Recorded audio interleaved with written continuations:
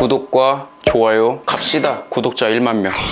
안녕하십니까, 1인 크리에이터 햄리슈입니다. 오늘은 지난 시간에 이어서 이제 다시 페이지별로 소스 분석을 해볼 텐데요. 이제는 이제 거의 메인 기능이라고 봐야죠. 게시글 쓰기, 수정, 삭제, 조회, 이렇게 4가지 기능들을 이제 분석을 해볼 텐데요. 그래도 이전에 좀 미리 알려드린 부분들이 많아서 이제 조금 속도가 붙을지도 몰라요. 물론 안 붙을 수도 있는데 최대한 좀 속도를 내서 빨리빨리 정리를 해드리도록 하겠습니다. 그래서 보드 라이트 폼이라는 거를 먼저 볼 텐데요. 글쓰기 버튼을 눌렀을 때 뜨는 화면이라고 생각하시면 됩니다. 지금 로그인은 안 돼 있어서 아직 안 보이는데, 로그인이 되었다라고 했을 때 글쓰기 버튼을 누르면 뜨는 화면이라고 생각을 하시면 됩니다. 그래서 이 글쓰기 화면에 보면요, 위에는 그냥 텍스트가 나오는 거고, 여기에는 텍스트 필드, 그리고 밑에는 CK 에디터라는 놈이 들어가 있는 것을 볼 수가 있는데요.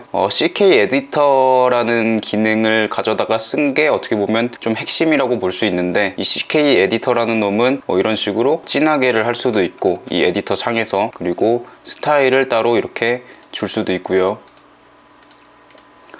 조금 약간 변동 있게 사진도 올릴 수 있고, 물론 이제 URL로 올려야 되지만 표도 그릴 수 있고, 여러 가지를 할 수가 있는 장점이 있는 에디터입니다. 그래서 일반적인 그냥 텍스트 에어리어가 아니라 이런 식으로 에디터를 가져다 쓰면 조금 더 다양하게 데이터를 받아서 예쁘게 보여줄 수 있다, 이렇게 생각하시면 될 것 같습니다. 그러면 소스를 보고 분석을 해보도록 할게요. 네. 임포트 하는 거는 기존과 똑같고요. 리액트라는 모듈을 임포트를 해서 사용을 하는데, 컴포넌트라는 애는 어차피 리액트 컴포넌트를 만들 거기 때문에 비구조화 할당해서 가져온다 했습니다. 그리고 임포트를 또 이제 CK 에디터라는 놈을 해야 되는데요. 이 CK 에디터라는 놈을 사용하는 방법을 먼저 알려드려야 될 수도 있을 것 같긴 합니다. 네. 그러면 CK 에디터라는 놈을 사용하는 방법에 대해서 먼저 간단하게 설명을 드리고 다시 설명 진행하도록 하겠습니다. CK 에디터라는 놈을 사용하기 위해서는 일단 모듈을 깔아야 되고, 그래서 npm install CK editor for react 라고 해서 설치를 해주시면 되고, 제가 CK 에디터 5를 쓰려고 하다가 5 같은 경우에는 뭔가 또 오류 때문에 이것저것 설정해 줘야 될 게 많더라고요. 그래서 CK 에디터 4를 사용을 했습니다. 그래서 다른 분들도 혹시 CK 에디터 5를 사용을 하려고 하는데 좀 복잡하게 돼 있어서 못하겠다 하시면 다 버전을 사용을 하시는 걸 추천을 드립니다. 그래서 임포트를 아까 제가 소스상 해놓은 것처럼 임포트를 해주시고, 그 다음에 이런 식으로 소스를 가져다가 써야 된다는 것을 알 수가 있고요. 전 그래서 여기 있는 소스들 그대로 복붙해가지고 가져다가 썼고, 이 데이터라는 놈은 솔직히 처음에 세팅할 필요가 없기 때문에 세팅을 안 한 상태로 뒀습니다. 그리고 여기에 보면은 이제 CK 에디터를 커스터마이징 해가지고 사용을 하려면은 이렇게 하라고 되어 있는데, 저는 커스터마이징 따로 하고 싶지 않았기 때문에 별도로 사용하지 않았고요. 그리고 이제 CK 에디터를 사용했을 때 데이터라는 녀석에다가 이런 식으로 셋 스테이트 해가지고 뭔가 세팅을 하는 것을 알 수가 있고, 에디터 안에서 뭔가 글자라든지 이런 것들이 입력하거나 했을 때 변경된 부분을 체크해가지고 데이터라는 값에다가 이렇게 세팅을 해준다는 것을 확인할 수가 있고요. 이 데이터라는 변수는 다른 이름으로 바꿔도 되겠죠. 아무튼 이 스테이트라는 동적인 변수를 저장하는 곳에다가 세팅을 해주는 것을 알 수가 있습니다. 저 핸들 체인지는 하지 않았어요. 여기에 보면은 라벨 안에 들어가 있는 거잖아요. 텍스트 에어리어라고 해가지고 이런 식으로 되어 있는 거라서 이거는 나한테 필요하지 않는 것 같은데 라는 생각이 들어가지고 가져다 쓰지 않았습니다. 그래서 on editor change 이 부분이랑 이 this state 해가지고 데이터 세팅하는 부분이랑 사용을 했고요. 저는 이런 식으로 컨스트럭처 해가지고 생성자랑 이렇게 슈퍼 메소드를 이용해서 이런 식으로 별도로 세팅하진 않았고, 화살표 함수를 활용해가지고 메소드를 만들었고, 그리고 스테이트는 그대로 이런 식으로 세팅을 해줬기 때문에 별도의 처리를 해주지 않았습니다. 그래서 바인드를 해가지고 굳이 저렇게 할 수도 있긴 하지만, 굳이 소스를 더 추가해야 되기 때문에 저는 저 부분을 제외하고 간편하게 화살표 함수로 펑션도 만들고 해가지고 사용을 했다라고 보시면 됩니다. 그러면 다시 소스 분석 하도록 하겠습니다. 네. CK 에디터라는 놈 아까 말씀드린 것처럼 임포트를 해서 사용을 하고요. 그 다음에 리액트 부트스트랩을 또 여기에도 적용을 했기 때문에 버튼이라는 놈이랑 폼이라는 놈을 비구조화 할당을 해가지고 가져다가 썼습니다. 여기 보면은 폼이라는 놈이 있고, 버튼이란 놈이 있죠. 이거 다 이제 리액트 부트스트랩에서 제공하는 클래스라고 해야 되나요? 그것들을 가져다가 썼다라고 생각을 하시면 됩니다. 그리고 CK 에디터도 이런 식으로 아까 나와 있는 대로 복사해서 소스를 넣었고요. 데이터라는 값에 에디터에 입력한 정보들이 들어간다라고 생각하시면 되고, 스테이트가 이제 동적인 변수이기 때문에 여기에다가 넣어줬다라고 생각하시면 되고요. 처음에는 솔직히 입력값이 없는데 제가 이걸 넣어준 이유는 이 보드 라이트 폼이라는 게 수정할 때도 이쪽을 타요. 그래서 수정할 때는 데이터를 보여줘야 되잖아요. 그래서 여기다가 입혀놓은 거고, 이 타이틀도 마찬가지입니다. 글 제목에도 보면은 이렇게 레퍼런스 해가지고 ID 값을 줬잖아요. 그래서 이 보드 타이틀이라는 곳에 이런 식으로 세팅을 해준 것을 볼 수가 있습니다. 이 setState 같은 경우에는 이렇게 만약에 세팅을 해줬다라고 하면 일반적인 ID 값으로 이제 세팅하는 것은 이런 식으로 value 값을 이제 넣어서 세팅을 한다라고 생각하시면 될 것 같습니다.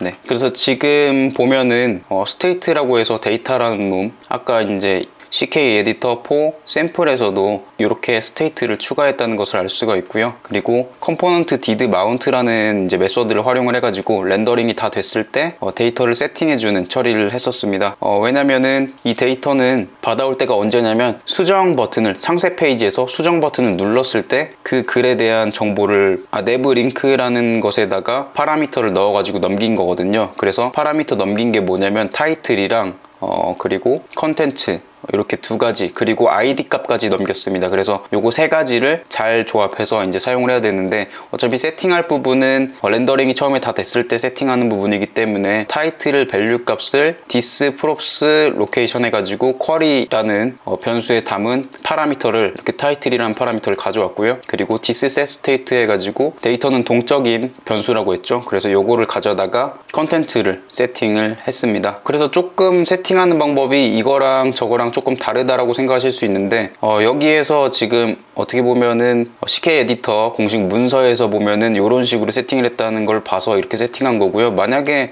레퍼런스 해가지고 ID 값 부여해서 세팅하게 되어 있었으면 그걸로 했겠죠. 네, 제가 보기에는 차이가 있는지는 잘 모르겠는데 일단 공식 문서에서 이런 식으로 하라고 했으니까 이렇게 해놓은 겁니다. 네, 그리고 write board라는 메소드 함수가 있는데 화살표 함수로 구현을 했죠.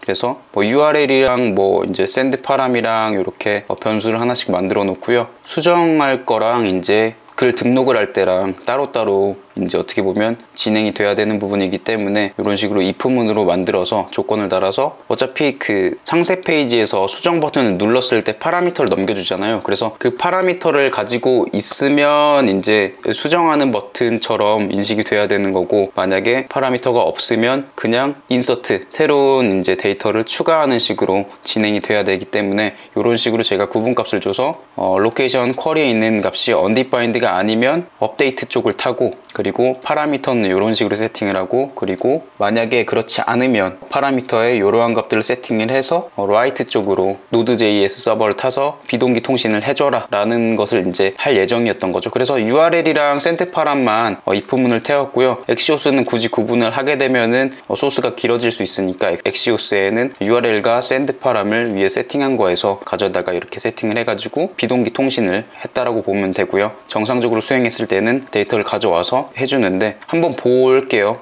서버 쪽이 어떻게 되어 있는지. 네, 그래서 보드 라이터에 write라고 되어 있는 부분, 이 부분을 타는 겁니다. 그래서 순서는 여기 보드라는 URL 앞에 있었으니까 보드를 타고 보드 라이터를 찾아서 보드 라이터를 타서 보드 라이트라는 곳을 찾아가지고 포스트 방식으로 받았으니까 이쪽을 타게 되는 겁니다. 그래서 이 obj라는 변수에다가 리퀘스트로 받아왔던 파라미터들을 바디에 있으니까 바디에 있는 것들을 가져와다가 ID 값을 라이터에 세팅하고, 타이틀을 타이틀에 세팅하고, 컨텐츠를 컨텐츠에 세팅하고 해서 OBJ를 새로운 이제 이 스키마에다가 세팅을 해서 변수에 넣어주고요. 이것을 이제 저장까지 하는 식으로 해놨습니다. 그래서 게시글이 업로드 되었습니다 해가지고 이제 나오잖아요. 세이브 하는 게 이제 새로운 글을 이제 업로드 했을 때 이제 타는 거고요. 그러면 업데이트 부분도 한번 볼게요. 어차피 보드 라이트 폼에서 인서트도 하지만 업데이트도 하기 때문에 업데이트도 한번 보도록 하겠습니다. 업데이트도 마찬가지로 server.js를 타서 여기에서 보드 라이터를 찾을 거고요.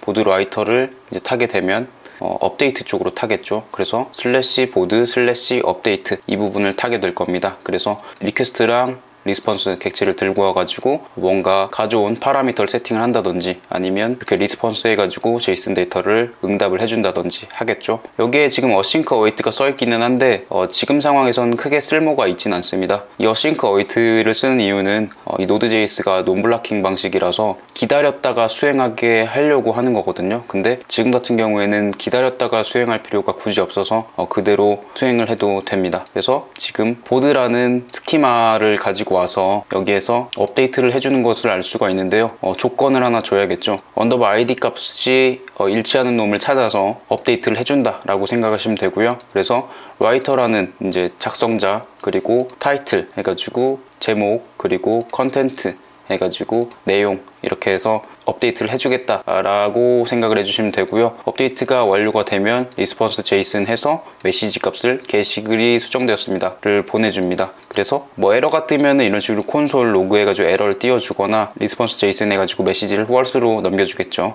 그래서 다시 이 보드 라이트 폼으로 이 정상 수행됐을 때 리턴 데이터를 데이터에 받아와가지고 메시지라는 값을 찍어보면 메시지가 있을 때는 이제 이 알럿에 메시지를 출력을 하고요. 만약에 그렇지 않을 경우에는 글쓰기 실패라는 알럿을 뜨게 되어 있었습니다. 그리고 메시지 뜬 다음에 정상적으로 수행됐을 때는 그 이제 슬래시로 되어 있잖아요. 지금 윈도우 로케이션 href 해가지고 슬래시 되어 있는데 리로드랑은 조금 다른 느낌이라고 생각하시면 될 것 같습니다. 리로드는 새로 고침이면 이건 새로 고침은 아니고 루트 경로로 이동한다고 생각하면 될 것 같아요. 최초 경로 페이지, 그러니까 만약에 로컬호스트 3000번이면 로컬호스트 3000번 딱 여기를 이제 들어가게 되는 거죠. 그래서 메인 페이지에 들어간다고 생각하시면 될 것 같고, 이 처리를 한 이유는 이 라우터를 타게 되면 경로가 위에 URL이 바뀌게 되기 때문에 그 URL에서 새로 고침을 하게 됐을 때 새로 고침 처리가 제대로 안 될 수가 있기 때문에 이런 식으로 로케이션 href 해가지고 루트 경로로 넘겨준다라고 생각을 하시면 될 것 같습니다. 그래서 에러가 뜨면